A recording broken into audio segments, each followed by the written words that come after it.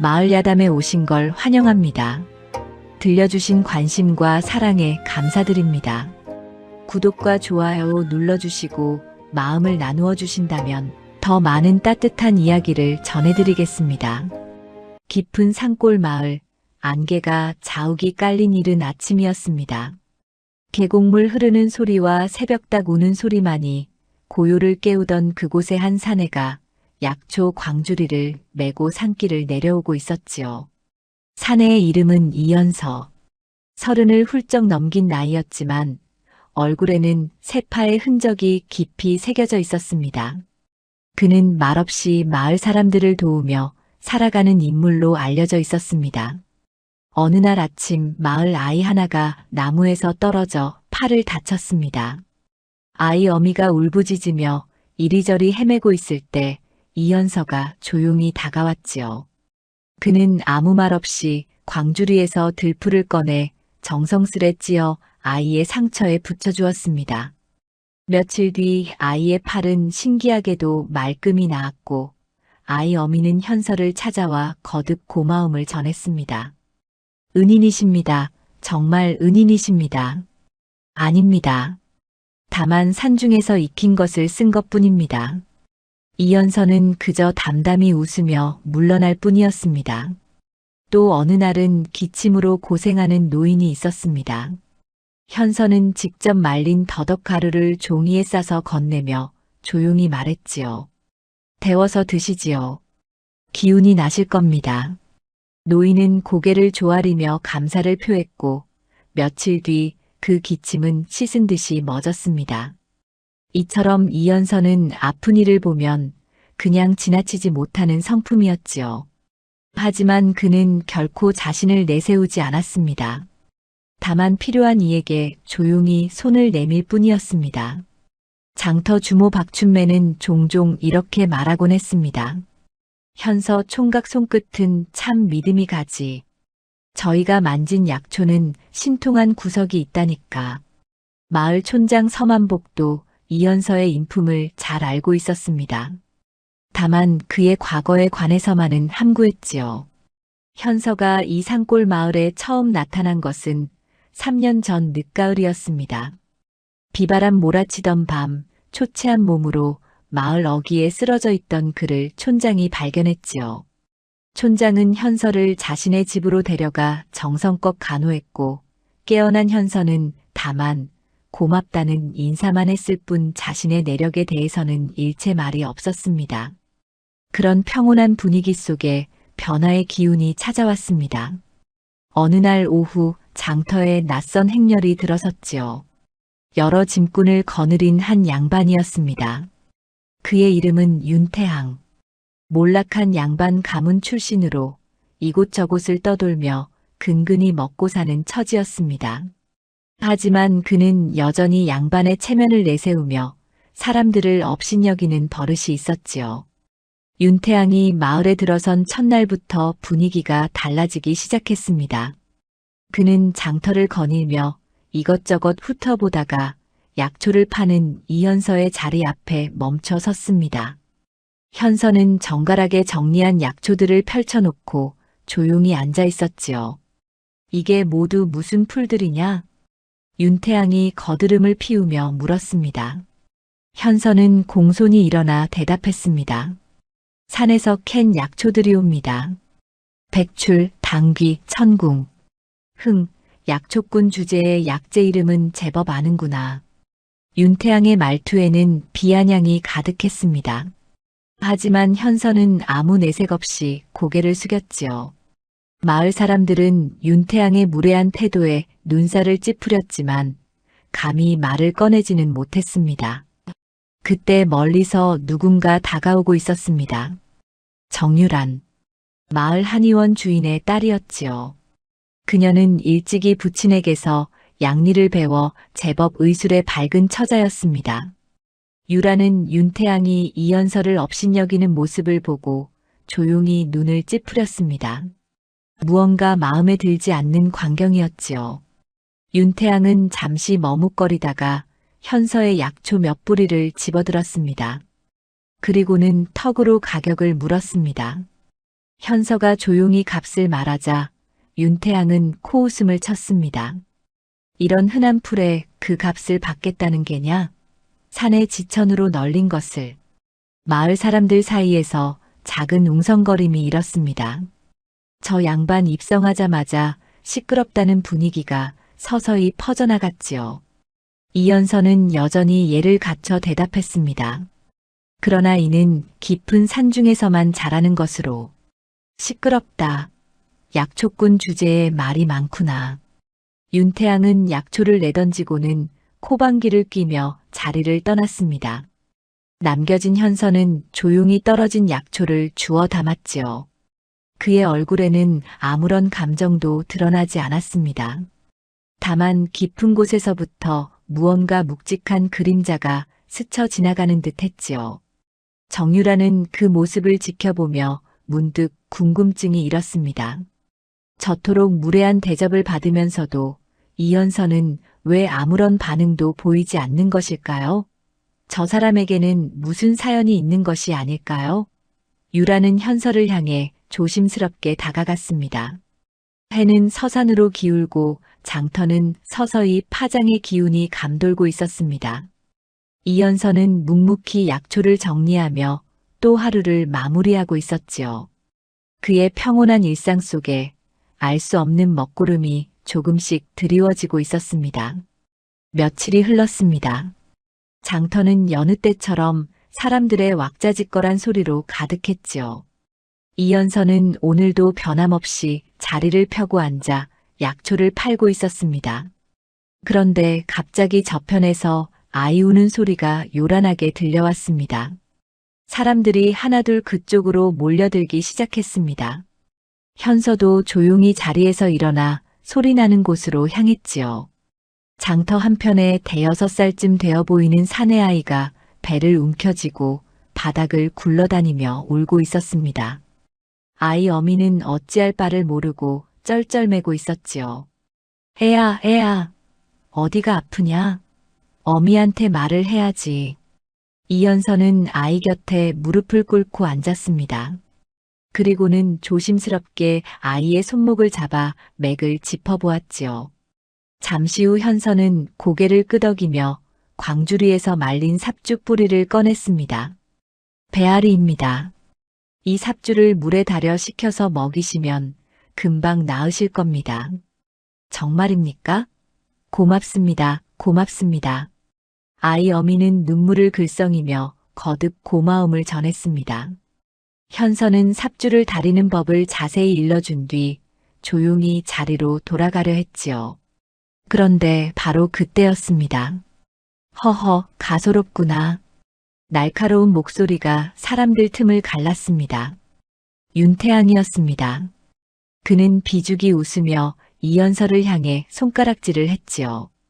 약초꾼 따위가 의원 흉내를 내다니 참으로 볼만하구나. 내가 무슨 맥을 안다고 함부로 아이를 만지느냐? 장터가 순식간에 조용해졌습니다.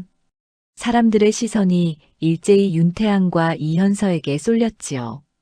현서는 예를 갖춰 대답했습니다. 아이가 고통스러워하기에 아는 바를 조금 일러드린 것뿐입니다. 조금 안다고? 허허, 웃기는구나. 의술이란 것이 그리 만만한 것이더냐? 함부로 약을 쓰다가 아이가 더 아프면 내가 책임질 것이냐? 윤태양의 말에 아이 어미의 얼굴이 창백해졌습니다. 불안한 기색이 역력했지요. 현서는 한 발 물러서며 조용히 말했습니다. 의심스러우시면 쓰지 않으셔도 됩니다. 다만 무엇이냐? 윤태양이 비웃듯 쏘아붙였습니다. 하지만 현서는 더 이상 말을 잇지 않았습니다. 그저 깊이 고개를 숙이고 물러날 뿐이었지요. 아이 어미는 망설이다가 결국 현서가 건넨 삽주를 품에 안고 자리를 떠났습니다. 정유라는 이 광경을 지켜보며 눈살을 찌푸렸습니다. 저토록 무례한 말을 해대는 윤태양이나 그 말에 아무 대꾸도 하지 않는 이현서나 모두 이해가 되지 않았지요. 유라는 현서에게 다가가 조심스럽게 물었습니다. 현서 어르신, 괜찮으신지요? 예, 괜찮습니다. 현서는 담담하게 대답하며 자리로 돌아갔습니다. 그의 얼굴에는 여전히 아무런 감정도 드러나지 않았지요. 다만 깊은 눈빛 어딘가에 스쳐 지나가는 그림자가 있었을 뿐입니다. 마을 사람들 사이에서는 작은 술렁임이 일기 시작했습니다. 저 양반은 왜 저리 트집을 잡는 거요? 현서 총각이 뭘 잘못했다고 저리 구시렁대는지 모르겠네. 입성하자마자 마을이 시끄러워졌어. 참. 사람들의 수군거림 속에서 윤태양은 으스대며 장터를 활보했습니다. 그는 자신이 양반이라는 신분을 내세워 사람들을 얕잡아 보았지요. 하지만 마을 사람들의 눈빛은 점점 차갑게 식어가고 있었습니다.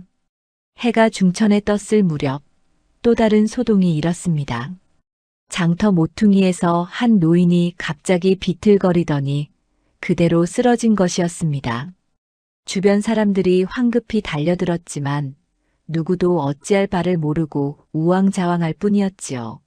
어르신, 정신 차리십시오. 누가 의원을 불러오시오. 아우성이 터졌습니다. 바로 그때 이연서가 조용히 노인 곁으로 다가왔습니다. 그는 노인의 맥을 짚어보고 입술을 살펴보더니 광주리에서 무언가를 꺼냈지요. 길경과 인진이었습니다. 현서는 지나가던 주모에게 청하여 물 한 사발을 얻어 약재를 풀었습니다. 그리고는 노인의 입을 조심스럽게 벌려 그 물을 조금씩 흘려 넣었지요. 잠시 후 신기한 일이 벌어졌습니다. 노인이 천천히 눈을 뜨기 시작한 것이었습니다. 사람들은 일제히 탄성을 질렀습니다. 오, 깨어나셨다. 저것 좀 보게. 신통하구먼. 정유라는 그 광경을 지켜보며 깊은 놀라움을 감추지 못했습니다. 저런 순간적인 판단과 정확한 처치는 보통 사람이 할 수 있는 일이 아니었지요. 분명 오랜 수련을 거친 솜씨였습니다. 유라는 현서에게 다가가 물었습니다. 현서 어르신, 어떻게 이런 기법을 아시는지요? 산중에서 오래 지내다 보니 조금은 깨우쳤을 뿐입니다. 현서는 여전히 웃음으로 넘겼습니다. 하지만 정유라는 확신했습니다. 저 사람은 결코 보통 약초꾼이 아니라는 것을. 무언가 깊은 사연을 품고 이 산골 마을에 숨어 사는 것이 분명했지요. 해가 서산에 기울 무렵 현서는 묵묵히 자리를 정리하고 마을로 돌아갔습니다. 그의 뒷모습을 바라보는 정유란의 눈빛에는 호기심과 존경이 뒤섞여 있었습니다. 그리고 저 멀리 윤태양은 이 모든 광경을 지켜보며 무언가 심사가 불편한 듯 미간을 찌푸리고 있었습니다. 며칠이 더 흘렀습니다. 정유라는 이연서의 솜씨가 자꾸만 마음에 걸렸지요. 노인을 살린 그 순간의 손놀림, 정확한 판단, 그리고 약재를 다루는 익숙한 자세까지. 분명 보통 사람이 아니었습니다. 유라는 용기를 내어 현서를 찾아갔습니다. 현서 어르신, 여쭤볼 것이 있어 찾아왔습니다. 무슨 일이십니까? 현서는 약초를 말리던 손을 멈추고 정유란을 맞이했습니다. 유라는 조심스럽게 입을 열었지요. 어르신께서는 어디서 의술을 익히셨는지요? 그날 노인을 살리신 솜씨가 예사롭지 않았습니다. 현서의 얼굴에 잠시 어두운 그림자가 스쳤습니다. 하지만 이내 부드러운 미소로 답했지요. 산중에서 오래 지내다 보니 조금씩 익힌 것뿐입니다. 대단한 것은 아니지요. 하오나 그 손놀림은 오랜 수련 없이는 불가능한 것이 아닙니까? 정유란이 물러서지 않고 물었습니다. 현서는 잠시 망설이다가 조용히 웃음으로 대답을 대신했습니다. 유라는 더 이상 캐묻지 않았지요. 다만 현서에게 무언가 깊은 사연이 있다는 확신만 더욱 굳어졌습니다. 바로 그 무렵 마을에 낯선 사내 하나가 들어섰습니다. 60이 넘어 보이는 나이였지만 걸음걸이는 정정했고 눈빛에는 예리함이 서려 있었지요. 사내는 마을 어귀에서 잠시 주변을 둘러보더니 곧장 장터를 향해 걸어갔습니다. 장터에서 약초를 팔고 있던 이현서의 눈이 갑자기 커졌습니다. 저 멀리서 걸어오는 사내를 본 순간 그의 손이 미세하게 떨렸지요. 현서는 황급히 고개를 숙이고 얼굴을 가렸습니다. 하지만 이미 늦었습니다. 이런 곳에 숨어 있었구나. 낯선 사내가 현서 앞에 멈춰 섰습니다. 목소리는 낮았지만 단호했지요. 주변 사람들이 하나둘 이쪽을 쳐다보기 시작했습니다. 현서는 천천히 고개를 들었습니다. 스승님, 일어나거라. 제자된 도리로 인사는 해야 하지 않겠느냐? 현서는 떨리는 몸을 일으켜 사내 앞에 무릎을 꿇었습니다. 그리고는 두 손을 모아 깊이 절을 올렸지요. 사내는 그 모습을 묵묵히 내려다보고 있었습니다. 오등님이라 하오. 한양에서 의술을 익히는 이들을 가르치는 사람이지요. 오등님이 주변 사람들을 향해 말했습니다. 장터에 모여있던 사람들은 일제히 놀라움을 감추지 못했지요. 한양에서 온 의원이라니, 그것도 제자를 가르치는 스승이라니. 현서가 내 제자였소. 한양에서 가장 촉망받던 제자였지. 오등님의 말에 장터가 술렁거리기 시작했습니다. 이현서가 한양에서 의술을 익혔다니, 그것도 촉망받는 제자였다니. 사람들은 믿기지 않는다는 표정으로 서로를 쳐다보았습니다. 정유라는 멀찌감치 서 이 광경을 지켜보고 있었습니다. 역시 그랬구나. 현서 어르신은 범상한 분이 아니었구나. 유란의 가슴이 두근거렸지요. 한편 주막에서 술을 마시고 있던 윤태양도 이 소식을 전해 들었습니다. 그는 술잔을 탁 내려놓으며 비죽이 웃었지요. 허허, 약초꾼이 알고 보니 한양의 의원이었다니. 재미있는 일이로구나. 윤태양의 눈빛에 묘한 빛이 감돌았습니다. 무언가 꿍꿍이 속이 있는 듯 했지요. 오등님은 이연서를 데리고 마을 외곽의 한적한 곳으로 향했습니다. 두 사람은 나란히 앉아 한동안 말이 없었습니다. 먼저 입을 연 것은 오등님이었습니다. 3년이나 찾아 헤맸다. 내가 이런 깊은 산골에 숨어 있을 줄은 몰랐구나. 죄송합니다, 스승님. 죄송하다는 말로 될 일이 아니다. 너는 내가 가장 아끼던 제자였다. 한양에서 내 솜씨를 따라올 자가 없었지. 그런 내가 억울한 일을 당하고 일이 숨어 지낸다니. 오등님의 목소리에는 안타까움이 묻어났습니다. 현서는 고개를 숙인 채 아무 말도 하지 못했지요. 이제 그만 돌아오너라. 내가 억울함을 풀어주마. 스승님, 저는 아직도 두려운 게냐? 내가 무슨 잘못을 했다고 일이 숨어 지내느냐? 현서는 입술을 깨물었습니다. 3년 전 한양에서 있었던 일이 떠올랐지요. 억울한 누명, 쏟아지는 비난, 그리고 목숨의 위협까지. 그 모든 것이 악몽처럼 스쳐 지나갔습니다. 저는 이곳이 좋습니다. 조용하고 평온합니다. 다시는 한양으로 돌아가고 싶지 않습니다. 현서의 목소리는 단호했습니다. 오등님은 한숨을 깊이 내쉬었지요. 알겠다. 억지로 데려가지는 않겠다. 하나 명심하여라. 내가 아무리 숨어 있어도 진실은 언젠가 드러나는 법이다. 오등님은 자리에서 일어났습니다. 그리고는 마을 촌장 서만복을 찾아갔지요. 두 사람은 밤늦도록 은밀한 대화를 나누었습니다. 현서의 과거에 대해, 그리고 앞으로 닥칠 일들에 대해서 말입니다. 달빛이 마을을 은은하게 비추는 밤이었습니다. 이현서는 홀로 앉아 밤하늘을 바라보고 있었습니다. 평온했던 일상에 파문이 일기 시작했지요. 그는 이 파문이 어디로 번져갈지 알 수 없었습니다. 다만 한 가지는 확실했습니다. 이제 더 이상 예전처럼 조용히 숨어 지낼 수는 없을 것이라는 사실 말입니다. 며칠 뒤 장터에는 약재 상인들이 모여들었습니다. 각지에서 온 약재를 사고 파는 날이었지요. 이연서도 자신이 캔 약초를 내다 팔기 위해 장터에 나왔습니다. 그런데 약재값을 두고 한 상인과 윤태양이 실랑이를 벌이고 있었습니다. 이 인삼은 상품이 아니라 중품이요. 값을 깎아야 마땅하오. 상인이 고개를 저으며 말했습니다. 윤태양은 얼굴이 불그락푸르락하며 소리를 질렀지요. 무슨 소리냐? 이것이 상품이 아니라니. 내가 직접 캔 것인데. 보시오. 뿌리가 고르지 못하고 상처도 있지 않소. 이런 것은 중품으로밖에 칠 수 없소. 상인의 말이 옳았습니다. 인삼 뿌리를 자세히 들여다보면 여기저기 흠집이 있었지요. 하지만 윤태양은 인정하려 들지 않았습니다. 그때 이연서가 지나가다 무심코 그 인삼을 보았습니다. 그리고는 조심스럽게 입을 열었지요. 저 실례합니다. 저 인삼은 산지가 이 근방이 아닌 듯합니다. 윤태양이 화들짝 놀라며 현서를 쏘아보았습니다.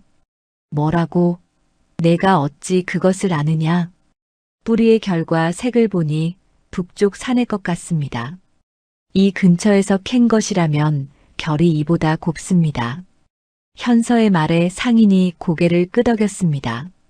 역시 눈썰미가 있는 사람이로구나. 하지만 윤태양은 이를 갈며 현서를 노려보았지요. 내 놈이 약초를 독처럼 빼돌린 것은 아닐까? 감히 나를 모함하려 드느냐. 장터가 순식간에 조용해졌습니다. 윤태양의 목소리가 장터 전체에 울려 퍼졌지요. 사람들이 하나둘 이쪽으로 몰려들기 시작했습니다. 약초를 빼돌리다니 그게 무슨 말씀이십니까? 내가 산에서 캔 약초가 자꾸 없어진다. 내 놈이 몰래 가져간 것이 아니냐. 황당한 누명이었습니다. 현서는 그저 지나가다 본 것을 말했을 뿐인데 윤태양은 오히려 현서를 도둑으로 몰아가고 있었지요. 주모 박춘매가 보다 못해 나섰습니다. 윤 총각, 그런 말씀은 너무 지나치지 않소? 현서 총각이 언제 남의 물건을 탐한 적이 있다고 그리 말씀하시오? 입 닫히시오. 천한 주모 따위가 감히 나에게 말대꾸를. 윤태양이 손을 휘둘렀습니다.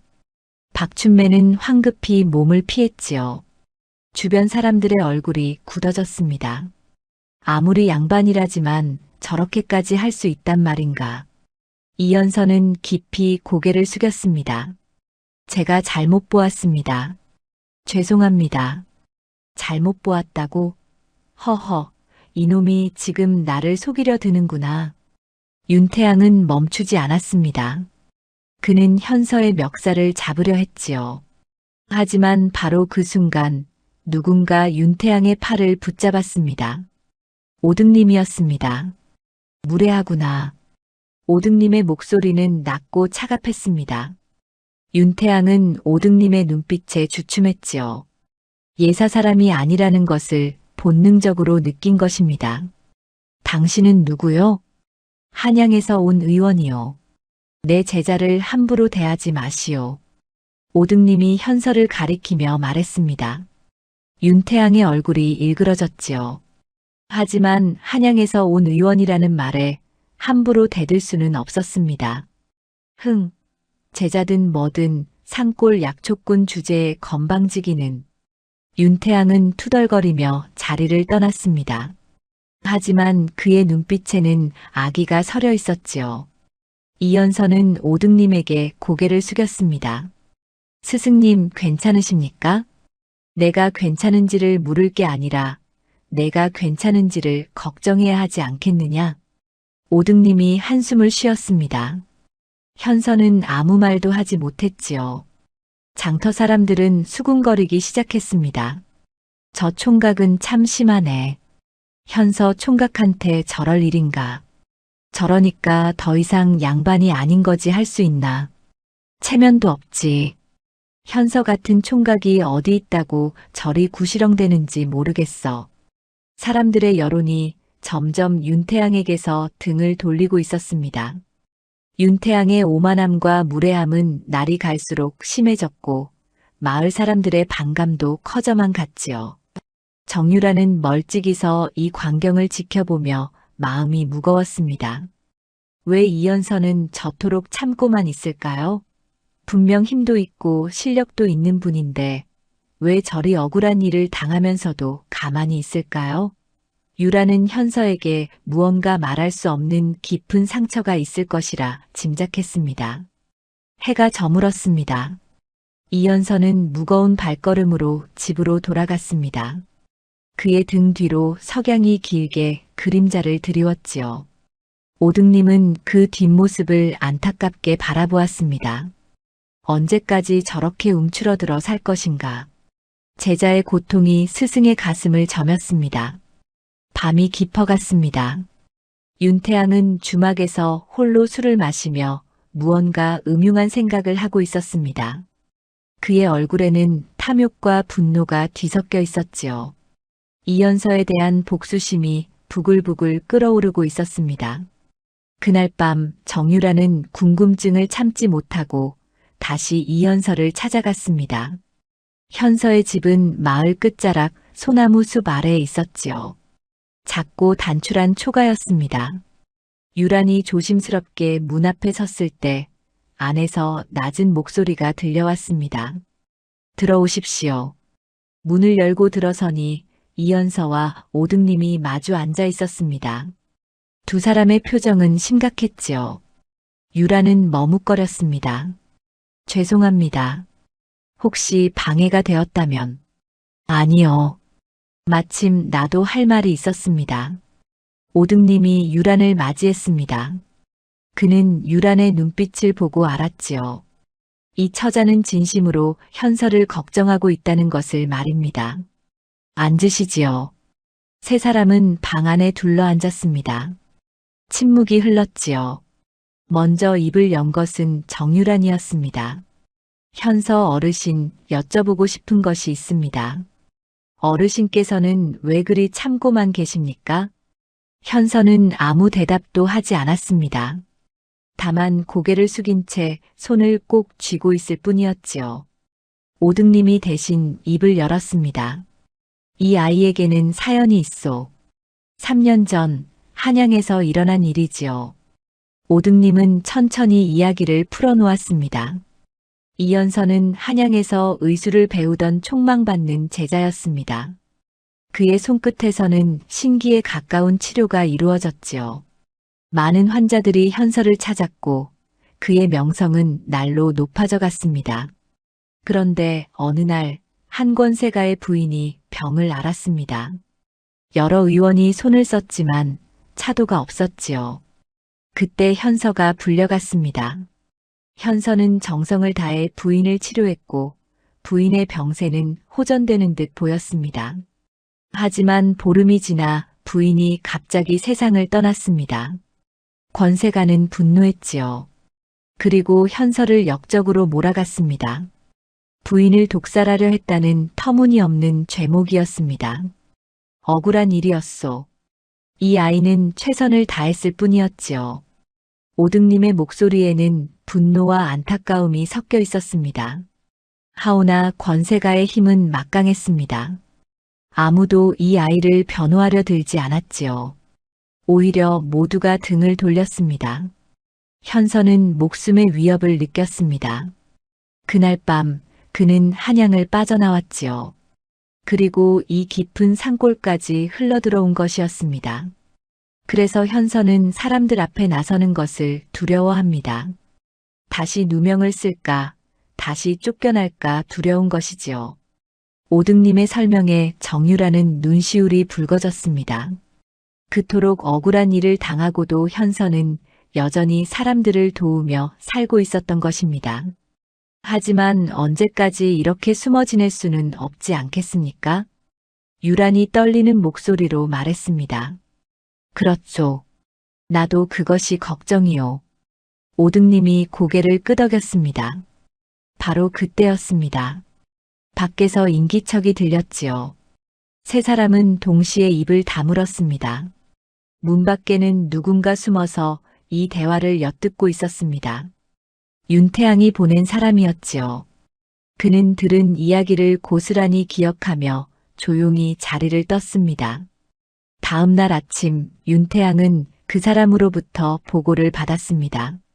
그의 얼굴에 음흉한 미소가 번졌지요. 허허, 한양에서 도망친 역적이라. 이것은 쓸만한 정보로구나. 윤태양은 이 정보를 어떻게 이용할지 궁리하기 시작했습니다. 현서를 한양으로 끌고 가면 자신에게 큰 이득이 될 것이라 생각했지요. 혹은 현서를 협박하여 돈을 뜯어낼 수도 있을 것입니다. 며칠 뒤 윤태양은 이현서를 찾아왔습니다. 그는 비죽이 웃으며 말했습니다. 이 총각, 아니 한양의 명의 날이라고 불러야 하나? 현서의 얼굴이 굳어졌습니다. 윤태양은 계속해서 말했지요.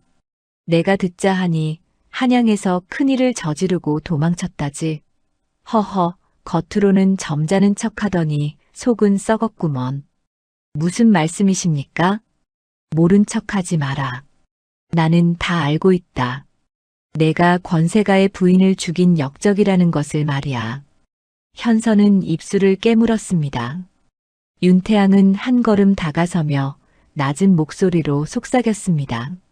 내가 한양에 알리지 않았으면 좋겠지? 그렇다면 내 말을 들어야 할 게다. 무엇을 원하십니까? 은자 100냥만 주면 입을 다물어주지. 어떠냐? 목숨값 치고는 싼 것 아니냐? 현서는 주먹을 꽉 쥐었습니다. 하지만 아무 말도 하지 않았지요.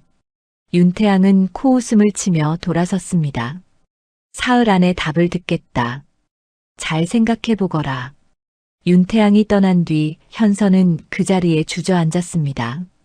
평온했던 일상이 무너지기 시작했지요. 그는 어떻게 해야 할지 몰랐습니다.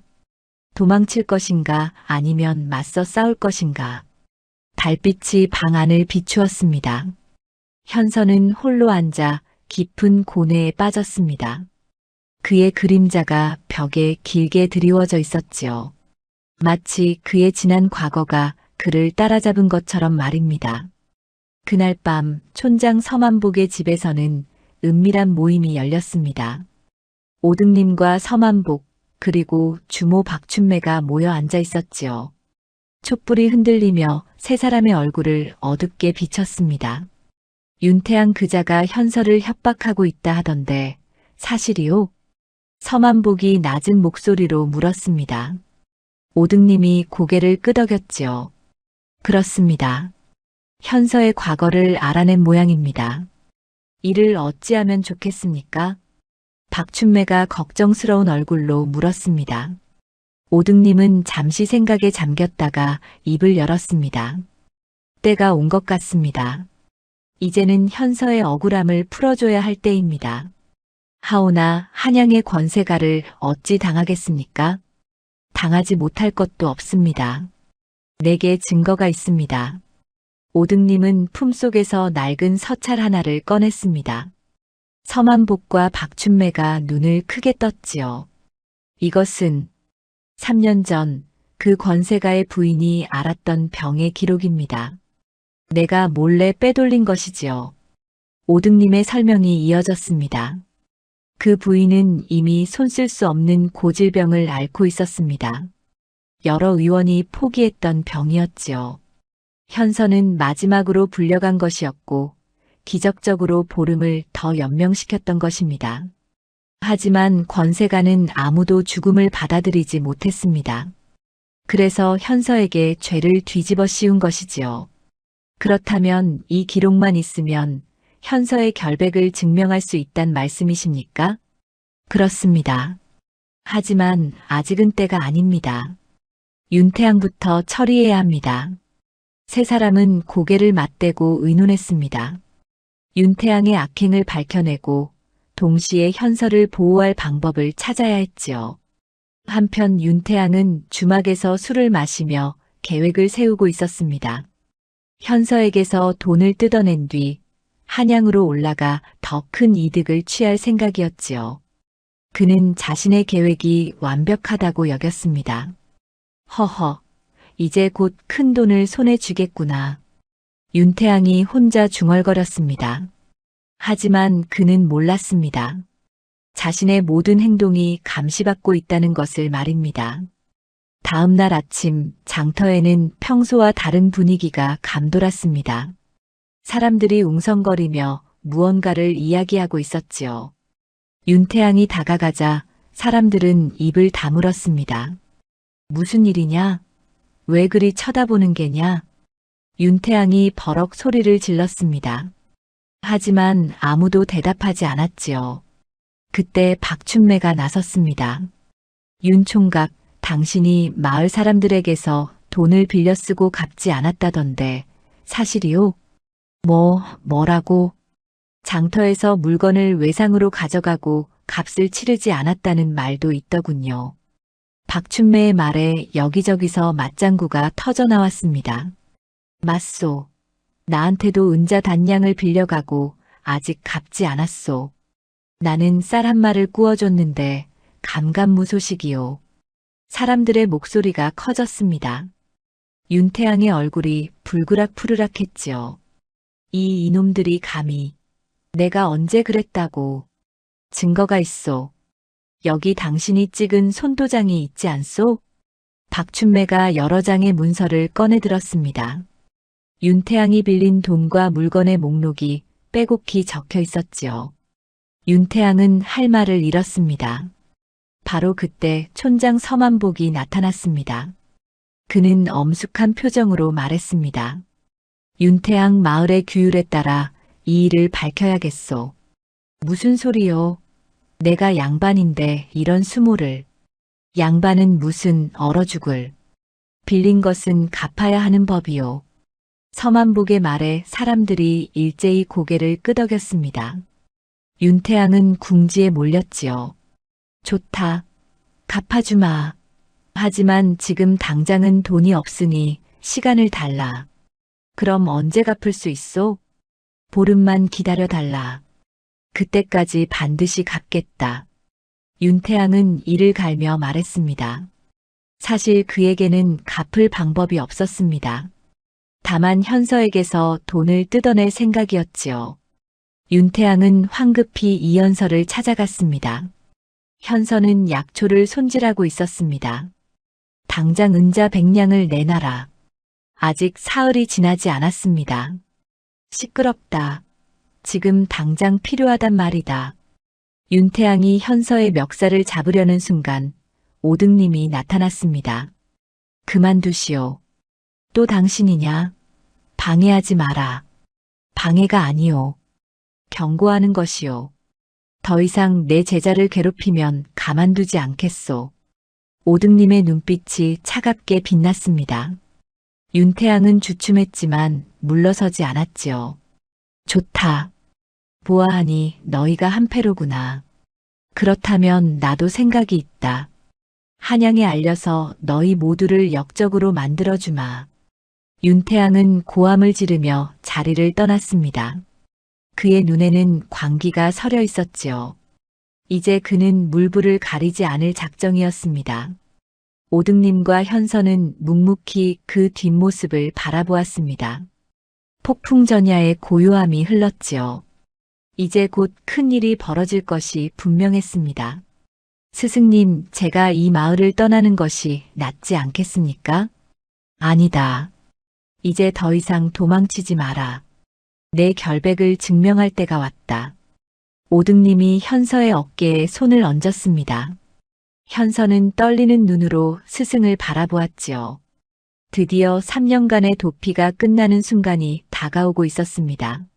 사흘째 되는 날 밤 마을에 불길한 기운이 감돌았습니다. 윤태양은 술에 취한 채 마을을 배회하고 있었지요.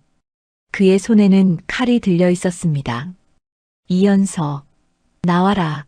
당장 나오지 못할까? 윤태양의 고함 소리가 밤하늘을 찢었습니다. 마을 사람들이 하나둘 문을 열고 밖을 내다보았지요. 모두들 겁에 질린 표정이었습니다. 돈을 내놓지 않으면 모두 죽여버리겠다. 윤태양은 완전히 제정신이 아니었습니다. 빚을 갚지 못하면 마을에서 쫓겨날 것이고 그렇게 되면 갈 곳이 없었지요. 그는 막다른 골목에 몰린 짐승처럼 날뛰기 시작했습니다. 바로 그때 정유란이 밖으로 나왔습니다. 그녀는 윤태양을 진정시키려 했지요. 제발 칼을 내려놓으십시오. 이러시면 안 됩니다. 닥쳐라. 계집애가 감히 나서느냐.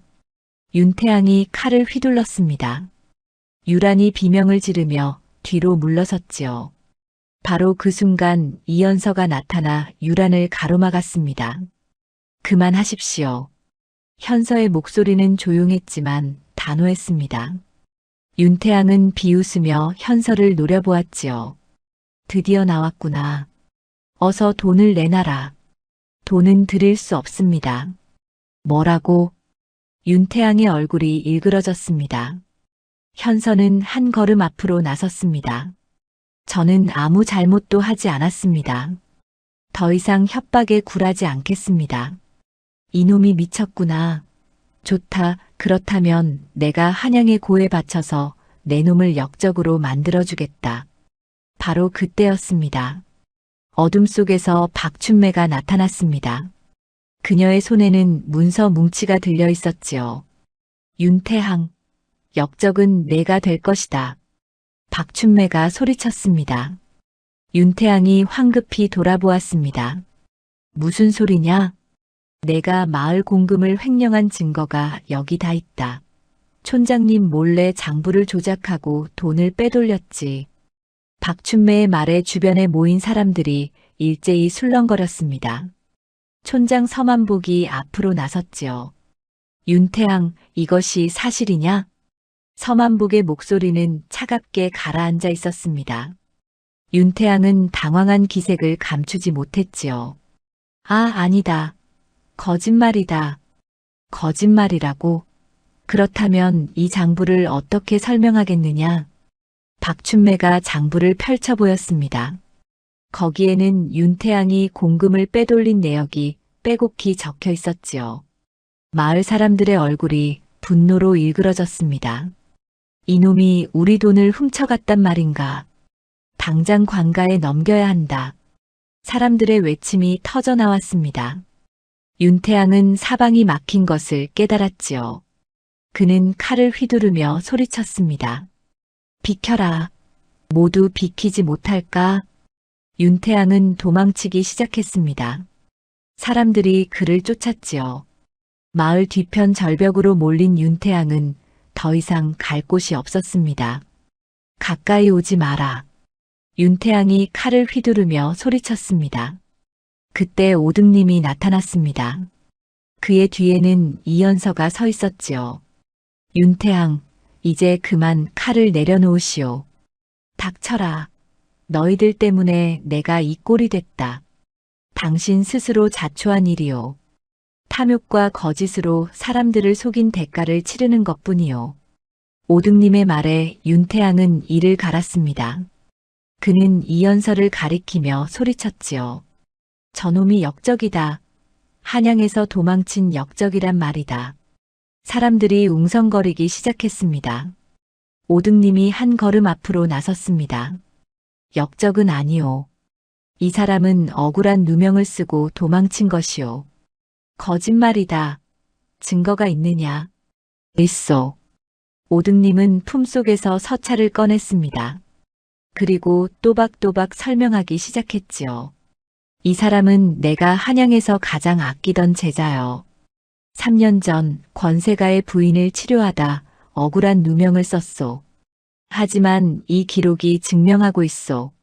그 부인은 이미 손쓸 수 없는 병을 앓고 있었고 이 사람은 최선을 다했을 뿐이요. 사람들의 눈빛이 변하기 시작했습니다. 오등님은 계속해서 말했습니다. 이 사람은 지난 3년간 이 마을에서 얼마나 많은 사람을 도왔소. 아픈 아이를 치료하고 쓰러진 노인을 살렸소. 이런 사람이 역적이겠소? 맞습니다. 현서 총각은 우리의 은인입니다. 그분이 없었다면 우리 아이가 죽었을 것입니다. 마을 사람들이 하나둘 목소리를 높이기 시작했습니다. 윤태양은 점점 궁지에 몰렸지요. 아니다. 저놈은 역적이라니까. 윤태양이 절규하듯 소리쳤습니다.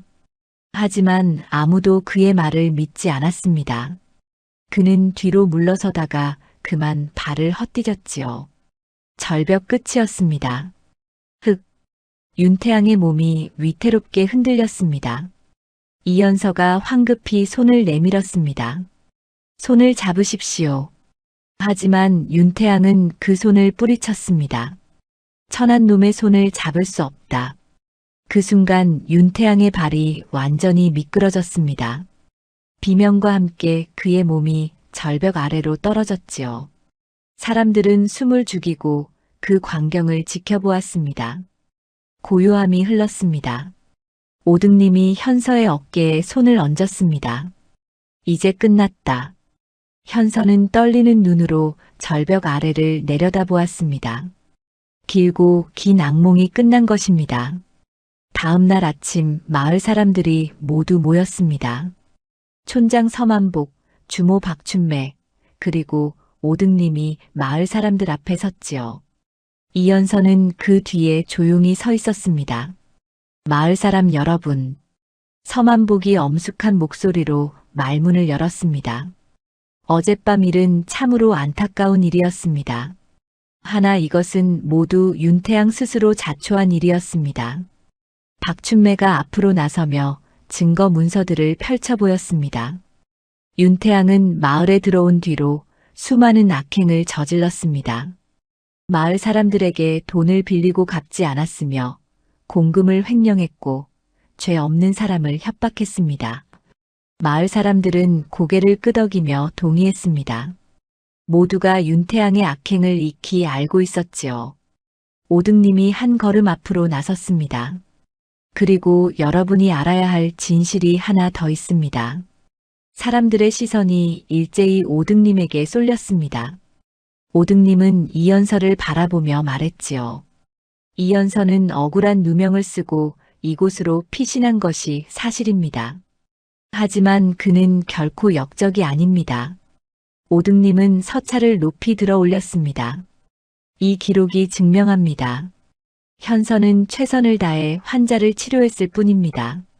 권세가의 횡포에 희생된 것이지요. 그렇습니다. 현서 총각은 우리 마을의 은인입니다. 한 사람이 외치자 여기저기서 동의하는 목소리가 터져 나왔습니다. 우리 아이를 살려주셨습니다. 저도 현서 어르신 덕에 병이 나았습니다. 마을 사람들은 하나같이 현서를 감싸고 나섰습니다. 현서는 그 모습을 보며 눈시울이 붉어졌지요. 3년 동안 숨죽여 살아온 세월이 주마등처럼 스쳐 지나갔습니다. 정유란이 앞으로 나와 현서 앞에 섰습니다. 현서 어르신, 이제 어디로 가실 생각이십니까? 현서는 잠시 망설였습니다. 한양으로 돌아갈 것인가 아니면 이곳에 남을 것인가. 그가 입을 열려는 순간 오등님이 먼저 말했습니다. 현서야, 더 이상 숨을 필요가 없다. 스승님, 이제 떳떳하게 살아라. 내가 한양으로 돌아가든 이곳에 머물든 그것은 내 선택이다. 오등님은 현서의 등을 다독였습니다. 현서는 깊은 숨을 들이쉬었지요. 그리고는 마을 사람들을 천천히 둘러보았습니다. 저는 이곳에 남고 싶습니다. 현서의 목소리는 떨렸지만 단호했습니다. 이곳이 저에게는 처음으로 마음 편히 쉴 수 있었던 곳입니다. 저를 받아주신 여러분께 은혜를 갚고 싶습니다. 마을 사람들의 얼굴에 환한 미소가 번졌습니다. 박춘매가 손뼉을 치며 외쳤지요. 좋습니다. 우리가 현서 총각을 지켜드리겠습니다. 그렇고 말고 누가 감히 우리 현서 어르신을 해하려 든단 말이오. 사람들의 함성이 터져 나왔습니다. 현서는 깊이 허리를 숙여 인사했지요. 감사합니다. 정말 감사합니다. 오등님은 흐뭇한 표정으로 그 광경을 지켜보았습니다. 제자가 드디어 마음의 평화를 찾은 것입니다. 며칠 뒤 오등님은 한양으로 돌아갈 채비를 했습니다. 현서가 스승을 전송하러 마을 어귀까지 따라 나섰지요. 스승님, 정말 가시는 것입니까? 그래야지. 한양에도 내가 돌볼 환자들이 많단다. 오등님이 현서의 어깨를 두드렸습니다. 현서야, 내가 이곳에서 행복하게 사는 것이 스승으로서 가장 큰 바람이다. 가끔은 한양에 찾아오고 떳떳하게 당당하게 살아가거라. 예, 스승님. 은혜 잊지 않겠습니다. 현서는 깊이 절을 올렸습니다. 오등님은 빙그레 웃으며 길을 떠났지요. 그의 뒷모습이 저 멀리 사라질 때까지 현서는 그 자리에 서 있었습니다. 마을로 돌아온 현서는 다시 약초를 캐러 산으로 향했습니다. 하지만 이제는 달랐지요. 더 이상 숨어 사는 도망자가 아니었습니다. 마을 사람들의 신뢰를 받는 의원이었습니다. 정유란이 현서를 찾아왔습니다. 현서 어르신, 부친께서 어르신과 함께 일하고 싶다 하십니다. 정말입니까? 예. 어르신의 솜씨를 높이 사신다고 하셨습니다. 현서는 깊이 생각했습니다. 이제는 마음 놓고 의술을 펼칠 수 있는 것입니다. 더 많은 사람을 도울 수 있는 기회였지요. 감사합니다. 기꺼이 함께하겠습니다. 그날부터 이현서는 마을 한의원에서 정식으로 일하기 시작했습니다. 그의 명성은 점점 퍼져나갔고 멀리서도 사람들이 찾아왔지요. 하지만 현서는 결코 교만하지 않았습니다. 여전히 겸손하고 따뜻한 마음으로 환자들을 대했습니다. 계절이 바뀌고 세월이 흘렀습니다. 마을에는 다시 평화가 찾아왔지요. 이현서는 이제 마을 사람들에게 없어서는 안 될 존재가 되었습니다. 아픈 이를 보살피고 어려운 이를 돕는 따뜻한 의원으로 말입니다. 어느 봄날 현서는 산에서 약초를 캐고 있었습니다. 따스한 햇살이 그의 얼굴을 비쳤지요. 그는 문득 고개를 들어 하늘을 바라보았습니다. 구름 한 점 없이 맑은 하늘이었습니다. 스승님, 저 이제 행복합니다. 현서는 조용히 중얼거렸습니다. 그의 얼굴에는 평온한 미소가 번져 있었지요. 긴 방랑의 끝에서 마침내 찾은 안식이었습니다. 그리고 그 안식은 진실과 선행으로 얻은 것이었습니다. 마을에는 따뜻한 봄바람이 불어왔습니다. 이현서의 새로운 삶도 그렇게 조용히 시작되고 있었습니다.